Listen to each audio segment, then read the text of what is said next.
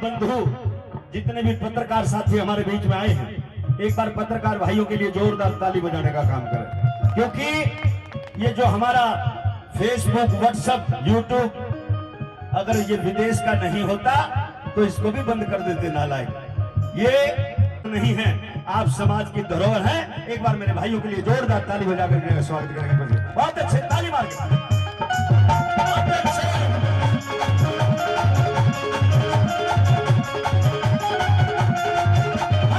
छूना छूना छूना है, छूना भी था पाप जिनका, उनका ला दिया राज तने।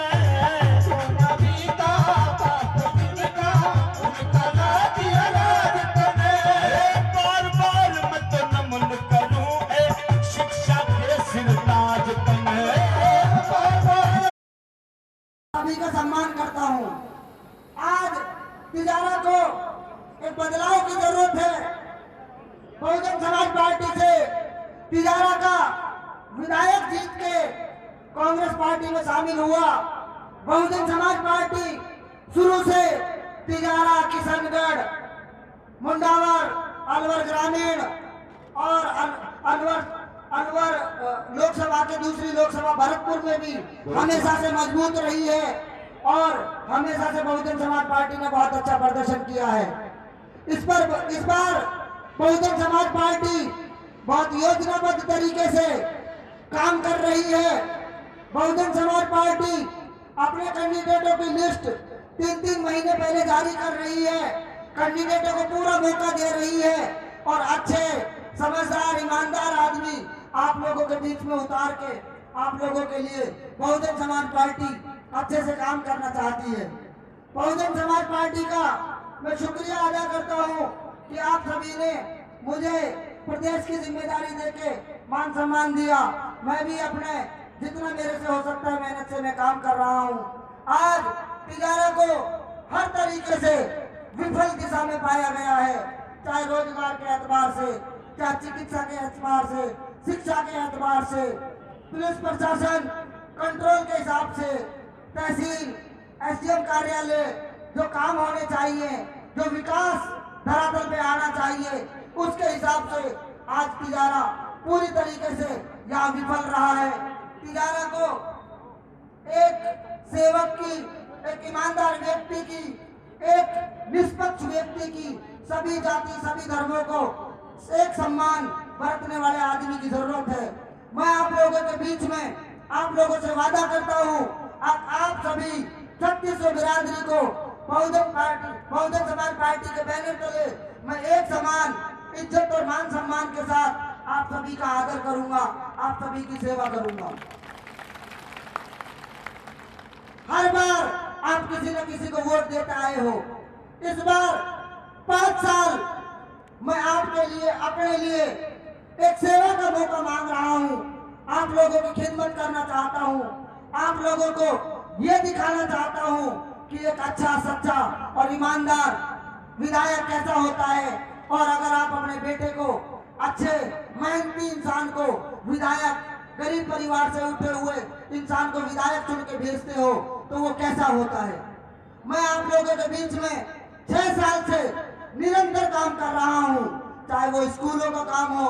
मैंने स्कूलों की निर्माण कार्य में कंपनियों से, अपनी कंपनी के CSR फंड से दुनिया भर के काम कराए, फर्नीचर डलवाए।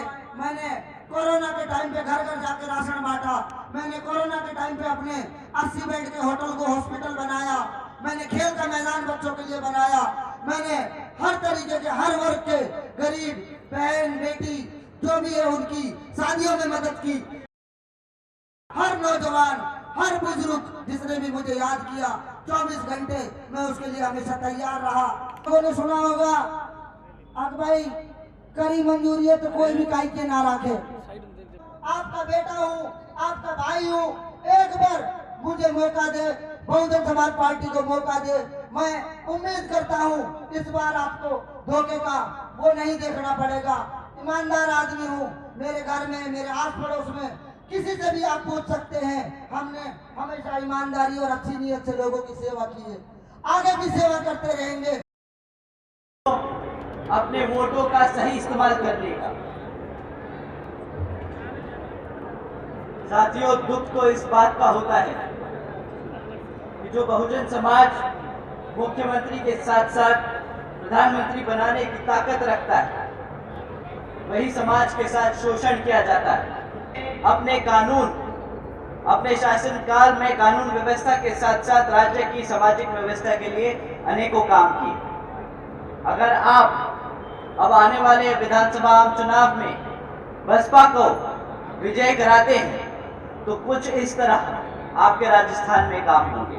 बहन जी ने हमारे सभी संतों, गुरुओं, महापुरुषों के सम्मान में कई जिले और यूनिवर्सिटीज के नाम रखे, जैसे Gautam Buddha university, Ambedkar university, Chhatrapati Shahuji Maharaj university, Mahatma Jyotiba Phule नगर। बहुत बहुत शुक्रिया आपके सभी सम्मानित हमारे चैनलों का। क्या कहेंगे सर आज के कार्यक्रम पे? कि बहुजन समाज पार्टी के शीर्ष नेतृत्व के दिशा निर्देशों पर राजस्थान के, मध्य प्रदेश और छत्तीसगढ़ के चुनाव को मद्देनज़र रखते हुए बहुजन समाज पार्टी ने पहले चरण में राजस्थान में 16 अगस्त से लेकर 19 अगस्त तक के लगभग सभी जिलों को छूते हुए ज़्यादातर विधानसभाओं को हमने टच करते हुए सर्वजन हिताय सर्वजन सुखाय की संकल्प यात्रा निकालने का काम किया।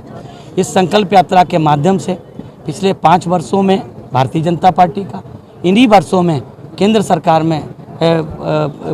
सरकार की नीतियों का और राजस्थान में कांग्रेस की सरकार की जो नीतियां रही हैं, जो इस प्रदेश के दलित, शोषित, पिछड़े, अकलियत समाज के प्रति इनका जो एक तरह का एक तरफा व्यवहार, दुर्भावना वाला व्यवहार रहा है, उसके संबंध में इस प्रदेश के मतदाताओं को जागरूक करना हमारी इस यात्रा का, संकल्प यात्रा का उद्देश्य है। पूरा देश भर में चल रही है क्या राजस्थान? जी बिल्कुल, पहले अभी राजस्थान में है, उसके बाद हम लोग मध्य प्रदेश जाएंगे, फिर छत्तीसगढ़ जाएंगे, ऐसे इसी क्रम में चारों जिन राज्यों में चुनाव वहाँ जाएंगे, फिर पूरे देश में। क्योंकि जी क्या मेन मुख्य अपना मुद्दा एजेंडा रहेगा जिस एजेंडे के साथ आप चल रहे हैं? देखिए, बहुजन समाज पार्टी का मुख्य एजेंडा है, जिस तरह से उत्तर प्रदेश में आदरणीय बहन जी ने अपनी 4 बार की सरकारों में उत्तर प्रदेश को अन्याय मुक्त, अपराध मुक्त, भ्रष्टाचार मुक्त और विकास युक्त उत्तर प्रदेश को बनाने का काम किया है, वहीं पर कांग्रेस और भारतीय जनता पार्टी शासित राज्यों में अपराध चरम सीमा पर हैं और ख़ास तौर से भ्रष्टाचार है और अन्याय है।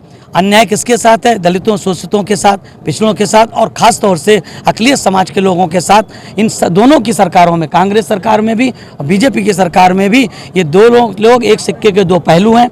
जैसा कि हमारे मसीहा मानवर कांसीराम साहब हमेशा कहा करते थे, भारतीय जनता पार्टी और कांग्रेस एक सांप नाथ है, एक नाग नाथ है। सांसद जी, इस चीज़ से ऊपर उठकर हम बात करें जी, राजस्थान में आपने पिछले चुनाव में अच्छा प्रदर्शन जी किया, जी, उससे पहले किया जी, लेकिन कहाँ कमी रह गई कि आपके जो विधायक हैं वो आपके साथ नहीं रह पाते, तो कहाँ रणनीतियों में कमी है? मानवर कांसीराम साहब जब बहुजन समाज पार्टी की स्थापना करने का काम किया था, हमेशा मानवर कांसीराम साहब कहते थे, इस देश में जैसे जैसे बहुजन समाज पार्टी आगे बढ़ेगी, इस देश की गैर बराबरी की व्यवस्था वाली ताकतें हमारे लोगों को तोड़ने का काम करेंगी। हमें अपने लोगों को ऐसा तैयार करना है कि वो न बिकने वाला समाज बने।